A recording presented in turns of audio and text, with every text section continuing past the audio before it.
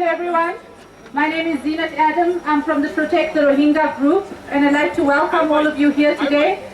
Jazakallah, and thank you for all of your attendance at this important event to raise our voices, to ensure that we are heard, and to ensure that the voices of the Rohingya people are heard. Today we have a very short official program, a formal program, and then we have an opportunity to chant and to express our views.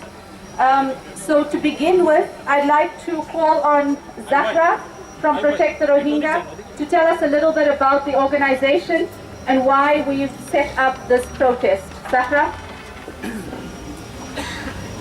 Free, free Rohingya! Free, free Rohingya! Free, free Rohingya! Free, free Rohingya! Downward genocide! Downward genocide! Stop genocide! Stop genocide! Assalamu alaikum everyone, I'm Zahra from Protect the Rohingya, and I'll just be telling you about who the organization is. Protect the Rohingya is a group of concerned individuals from Johannesburg who started the organization in 2012 as a response to the massacres that occurred in Rakhine State. We were shocked that in 2012 there could be a whole population being marginalized, brutalized, isolated, and subjected to apartheid-like policies, essentially undergoing an ethnic cleansing. The fact that all of this could be going on while we knew nothing appalled us. For the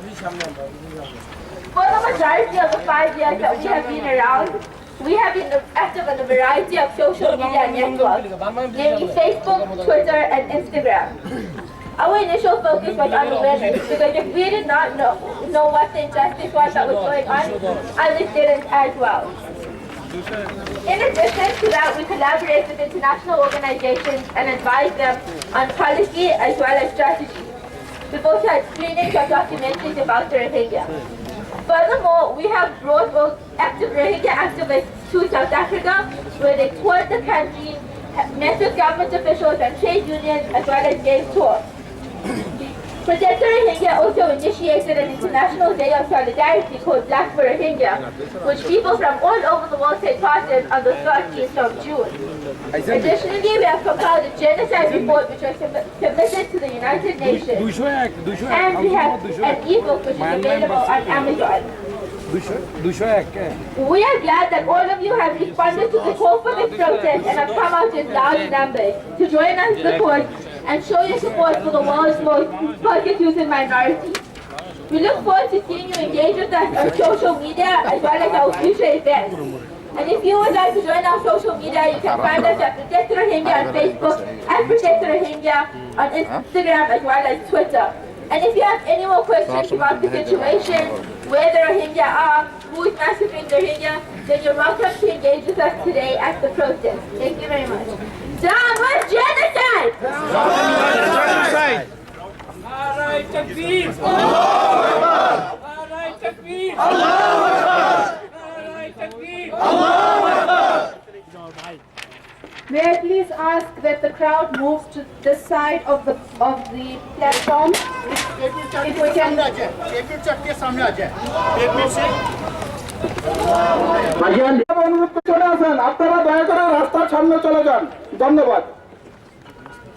Thank you so much. I would like to call on Shabnam Mayat, who is our leading activist on Protect the Rohingya. She's the co-founder, and she's going to be talking about the details of genocide and ethnic cleansing. Assalamu alaikum everyone. Good afternoon. We're here not because the Rohingya are being massacred since the 25th of August, but because the Rohingya have been suffering persecution at the hands of the military and ultra-nationalist Rakhine Buddhists since the late 70s. They have no citizenship, they have no right to movement, no right to own land, no right to tertiary education. They even need government permission to get married. South Africans can understand these restrictions, and especially the apartheid policies that the government has implemented. Since the 25th of August, more than 80 villages have been burnt to the ground by the military and ultra-nationalist Buddhist Rakhines. We've had over 400,000 people fleeing over the border to Bangladesh. 400,000 people are in need of immediate aid, humanitarian aid, and between 2,000 and 5,000 people have been killed. This is unacceptable in 2015. The international community has been silent for the most part, coming out only in the past 2 weeks. But countries like the UK, the US, Belgium, they're all assisting by giving the military training. And this needs to stop, because you cannot train a military that is massacring civilians like this. So we're here to show our solidarity and our support for the Rohingya, and we hope that you will do the same and you will continue to speak about them. Because ethnic cleansing and genocide has no place in 2017 and in a world that believes in human rights.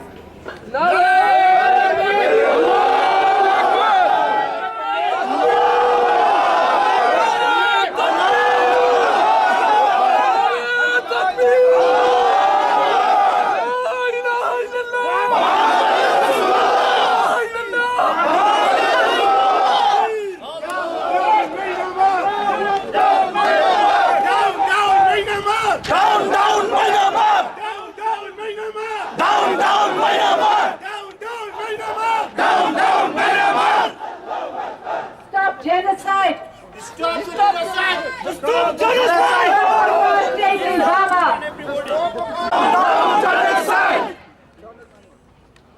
This is an open letter from Desmond Tutu to Aung San Suu Kyi. My dear Aung San Suu Kyi, I am now elderly, decrepit and formally retired, but breaking my vow to remain silent in public affairs out of profound sadness about the plight of the Muslim minority in your country, the Rohingya. In my heart, you are a dearly beloved younger sister. For years, I had a photograph of you on my desk to remind me of the injustice and sacrifice you endured out of your love and commitment for Myanmar's people. You symbolize righteousness. In 2010, we rejoiced at your freedom from house arrest, and in 2012, we celebrated your election as leader of the opposition. Your emergence into public life allayed our concerns about violence being perpetrated against members of the Rohingya. But what some have called ethnic cleansing and others a slow genocide has persisted and recently accelerated. The images we are seeing of the suffering of the Rohingya fill us with pain and dread. We know that you know that human beings may look and worship differently, and some may have greater firepower than others, but none are superior and none inferior. That when we scratch the surface, we are all the same, members of one family, the human family. That there is no natural differences between Buddhists and Muslims, and that whether we are Jews or Hindus, Christians or atheists, we are born to love without prejudice. Discrimination doesn't come naturally, it is taught. My dear sister, if the political price of your ascension to the highest office in Myanmar is your silence, the price is surely too steep.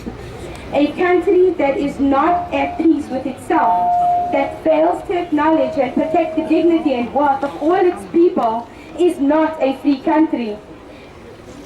It is incongruous for a symbol of righteousness to lead such a country. It is adding to our pain. As we witness the unfolding horror, we pray for you to be courageous and resilient again. We pray for you to speak out for justice and human rights and the unity of your people. We pray for you to intervene in the escalating crisis and guide your people back towards the path of righteousness again. God bless you. Love. Archbishop Emeritus Desmond Tutu. Thank you, Jazakallah. Nare Takbir! Nare Takbir! Nare Takbir! Brothers and sisters, I'd like to ask our speakers to please come forward. We cannot find all of you in the crowd, so if you can come as close as possible to where I am standing. I'm here in front. I'm looking for Sheikh Fattar. I'm looking for Samir Ghasani. I'm looking for Masum Billah. I'm looking for Dr. Harun Rashid Abbasi. I'm looking for our Buddhist Mufti, who I think we have here. I'm looking for Bishop Clyde Ramalain. I'm looking for Professor Klippies Kritzinger. I'm looking for Deputy Minister Ibrahim, and I'm looking for Maulana Baum. If all of you can come as close as possible to the gate. I'm the one wearing the hat. Here's my hat. That's how you find me. So if you're on the speaker's list, please make sure that you identify yourselves. Down, Susie, down! Down, Susie, down! Down, Susie, down! Down, Susie, down! Down, Susie, down! Down, Susie, down! Down, Susie, down! Down, Susie, down! Down, Susie, down! Down, Susie, down! Down, Susie, down! Down, Susie, down! Down, Susie, down! Down, Susie, down! Stop, stop. Nare Takbir!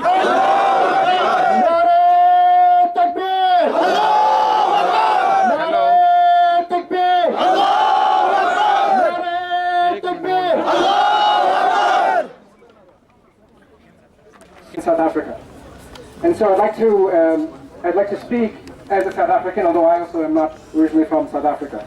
But 23 years ago here in South Africa, we went through our own democratic transition. It was a difficult time for us, and I'm here to tell the Myanmar people, the Myanmar government, and the governments of the world how they can help, how they can learn from our experience. The first thing to say to the leaders of both the civilian and the military governments of Myanmar is that if all people are not free, then no one is free. As you are making this democratic transition, it must be a transition that respects the human rights of all, of Muslim, of Christian, of Buddhist, of Hindu. We all must walk together. Second, to the governments of the world, we must stop arming the Tatmadaw, the Myanmar military. When I first went to Burma in 2003, the agency I was working with wrote a report about rape being used as a weapon of war in the eastern part of the country against the Mon, the Shan, the Kachin peoples, the other ethnic minorities in Myanmar. Now it is being used as a weapon of war against the Rohingya. It is the same military doing the same deeds. These are the same people who locked up the current Prime Minister Aung San Suu Kyi for all those years. And now, unfortunately, she is also complicit in this. She is working with them. So I would call on governments of US, Australia, Israel, China, and others who are the chief culprits in terms of arming the military junta to stop doing so. Second, to the neighboring countries, and again, I'm very grateful to have so many Bangladeshi brothers and sisters here because Bangladesh has a crucial role to play. Bangladesh has accepted hundreds of thousands of Rohingya, and you must accept many thousand more. I was gratified to see the Prime Minister Sheikh Hasina saying in the newspapers recently that since Bangladesh can care for 160 million Bangladeshis, Bangladesh can care for 7 lakh Rohingya, 700,000 Rohingya, no problem, should be easy. That's what she said, she should be applauded. But at the same time, we must call on Sheikh Hasina and other leaders to live up to their commitments. Because sometimes they say something very nice for the newspaper one day, but they don't follow it up. So we must ensure that they follow that up. They must accept their refugees. India must also accept its share of refugees, as must every country around the world. Lastly, and this is, what is the reason that the Rohingya are being displaced? It's not just because they're an ethnic minority, it's not just because they are Muslim. It is because they are on top of the oil, they are on top of the natural gas, they're on top of the mineral wealth of Myanmar. And this is why people on the other side of the country are also being displaced. Those people are Buddhists, the Shan people, the Kachin people, the Mon people. Those people are Buddhists, but they are also being taken away from their homes, they're also being displaced. Because they live on top of the mineral wealth of the country. Now if Myanmar, whether the civilian government or the military government, thinks that that's the way to development, then I would tell them to come to Africa. And see that we here in Africa have not been able to develop, we have not been able to create jobs. That is not the way to do it, by displacing our ethnic minorities, by displacing our people and mining minerals. That's not the path to industrialization, that's not the path to jobs, that's not the path to human rights. Human rights to all, stop the genocide. Nare Takbir! Nare Takbir! Nare Takbir! Panzi Aung San Suu Kyi, Panzi! Down, down! Brothers and sisters, I'd like to welcome Chef Fatah, who has joined us all the way from Cape Town and honored us with his presence. Chef Fatah, we'd love to have you say a few words and maybe a short dua. بسم الله الرحمن الرحيم الحمد لله رب العالمين والصلاة والسلام على أشرف المرسلين سيدنا ونبينا ومولانا محمد وعلى آله وصحبه أجمعين. Everybody, where's the terrorist? Here's the terrorist! Show the terrorist! See the terrorist! Where's the terrorist? Where's the extremist? Where's the extremist? Where's the extremist? Show the world! Where's the extremist? Takbir!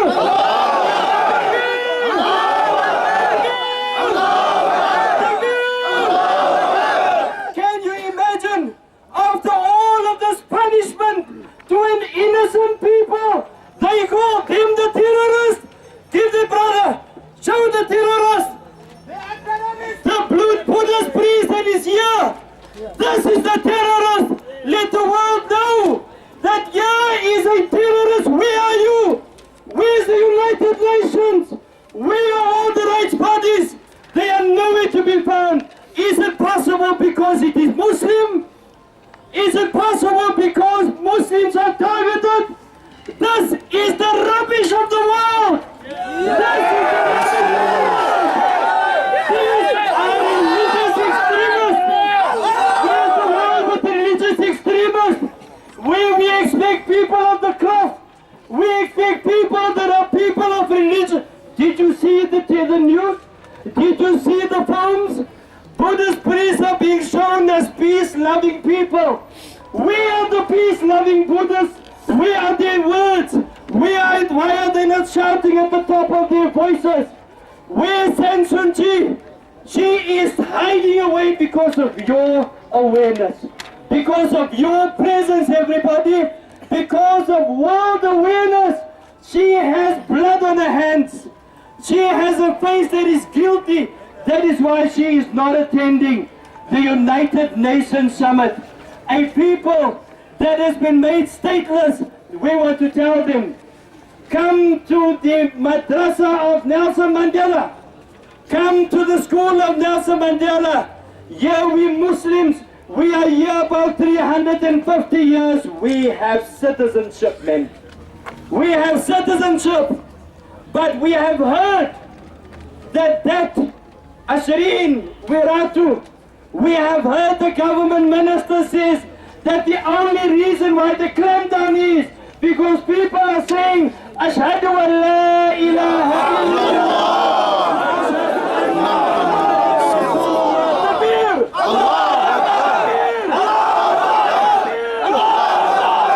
Do you know that your brothers and sisters, that there are placards like this at the top of villages that says no Muslims allowed? Do you know that the Burmese ambassador to the United States says that they cannot be Muslim? The Rohingya cannot be Muslim because they are too dark. Where is the racism people that are supposed to speak? They cannot be Muslim because they are ugly as monsters. Where is the racism people? Where is freedom of religion? Where is freedom of religion when the mosques are being closed down?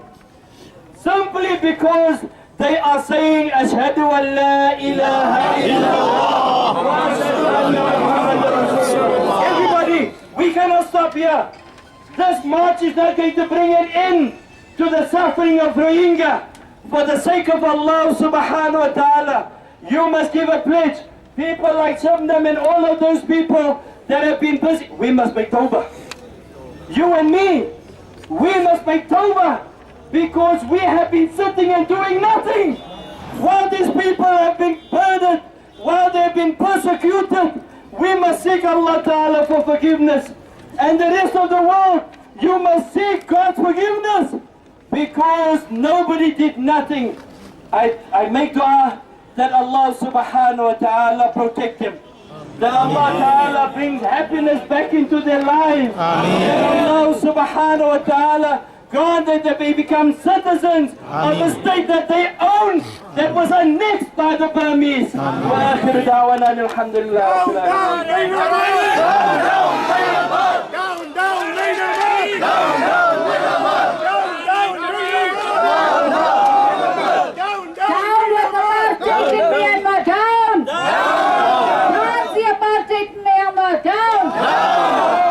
Brothers and sisters, I'd like to welcome the Venerable Nyomi, who is also known as the Buddhist Burki. This is a Buddhist in South Africa whose name means shining like the sun.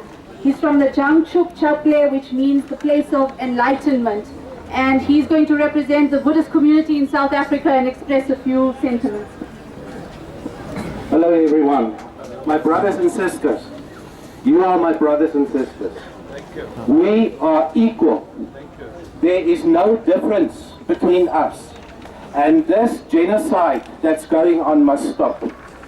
I call out to the Buddhist community all over the world to stand firm and come out and speak against this killing, this racist genocide, this cultural cleansing that they're doing. There's no difference between religions, and Buddhism's teachings is love, compassion, and equality amongst men. Stop! All the same.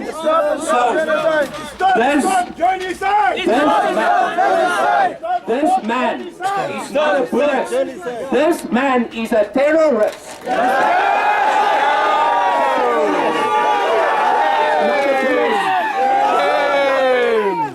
This is South Africa. I'm from the school of Nelson Mandela, and we are equal brothers and sisters. Together in peace. I call on the UN to put in sanctions against Myanmar.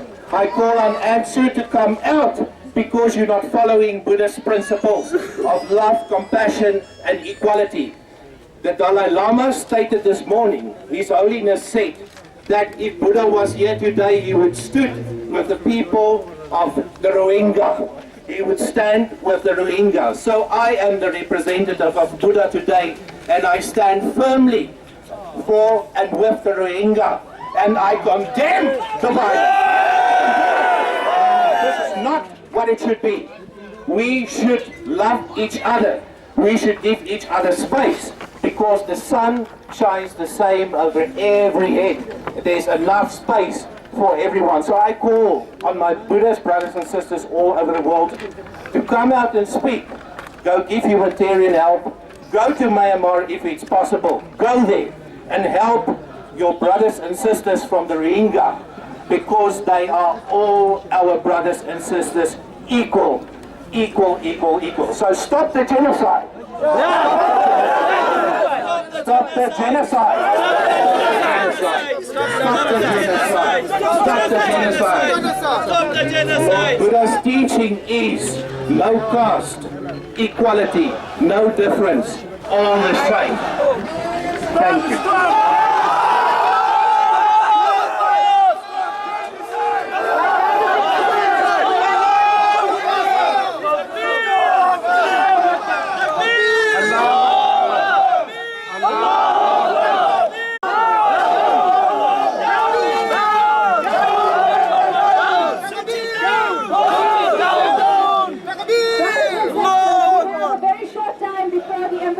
And before we are able to hand over our memorandum, so we'd like to get through the proper program as quickly as possible. And we're very happy that so many have joined us today. I have Professor Klokes Kutzinger, who is an emeritus of religion from UNITA University, is going to say a few words.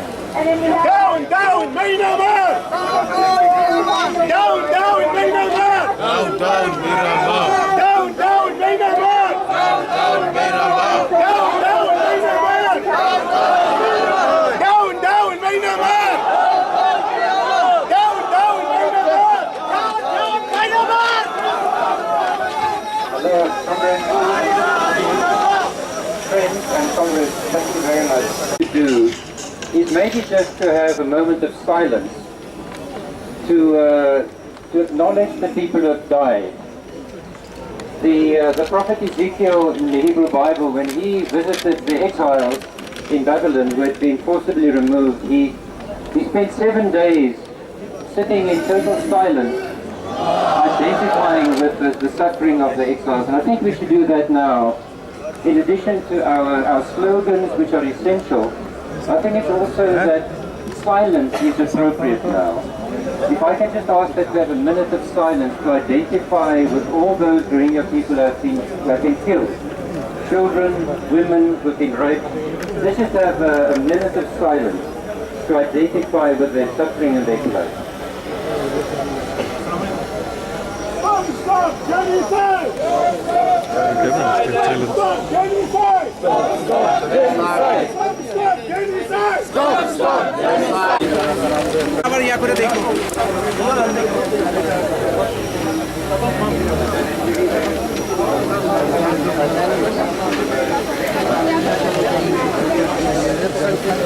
Against killing of እዚህ ጀርባ ላይ ነው የሚላለው። ጀርባ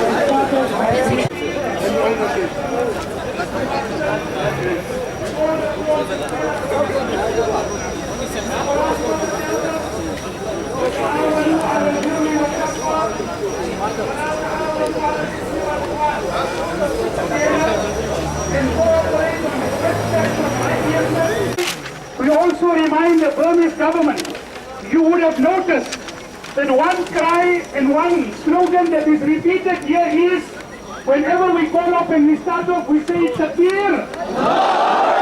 We say Takbir. Takbir. The meaning of Takbir is, no matter how powerful your oppression will stop and the Almighty will get your hands against what's me. And therefore we say repeatedly the slogan, Takbir.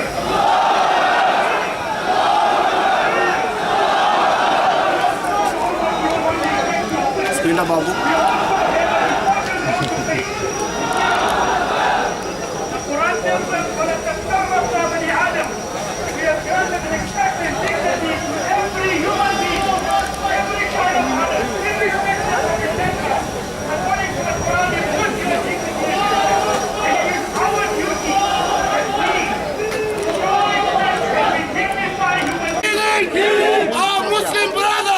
Muslim brother, stop killing our Muslim brother.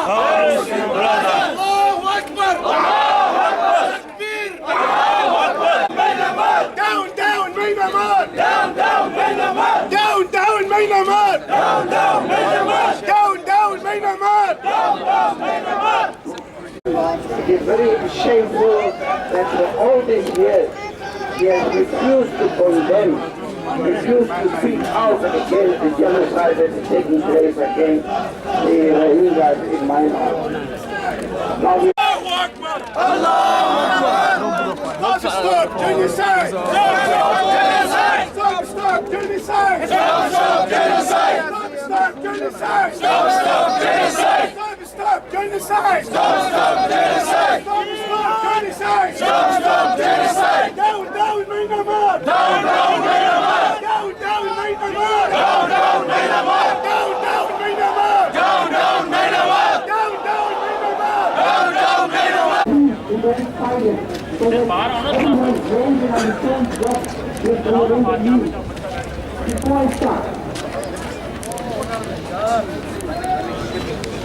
before I start, yes,